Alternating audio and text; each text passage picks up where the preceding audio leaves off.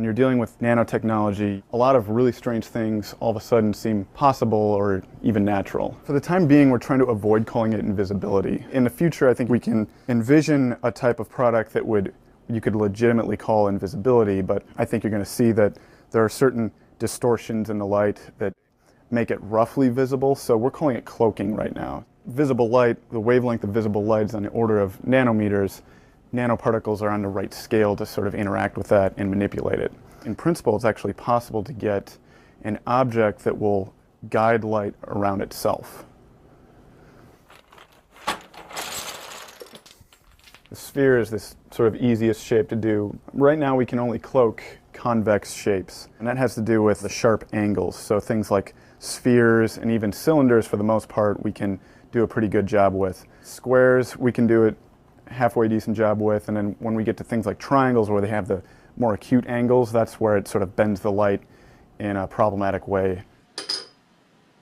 A lot of other research groups have tried to build three-dimensional structures that can do this sort of light guiding, but working with nanoparticles, we prefer to use self-assembly.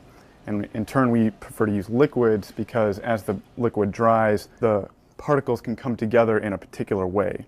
So by controlling the structure of the particles, we can control how they come together. Go ahead. Now it's important to get the droplet size right since this is sort of a surface area effect, so that's why we're using this atomizer. Of course, it takes a while for the students to get the technique down. If things don't dry evenly, that adds to the distortion of the light. So we just chose to use a simple hair dryer, and it also speeds things up for the demonstration. So what future uses do we envision for this paint? I mean, of course, beyond the general novelty of being able to move about undetected, I think there are going to be a lot of applications for this. So, of course, the military is very involved. Invisible buildings and invisible vehicles. We provide new ideas, and it's society that decides, how new technologies will be used. Because, of course, we envision this being used on the skin. We want everything to be safe. If this stuff gets onto the wrong hands, reverse engineered by people who wish to do harm.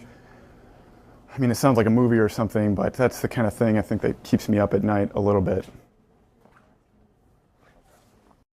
Well, basically, the words would be too great to say teleportation, but in a way, the broken key has disappeared from the current location and it showed up in a different ion chamber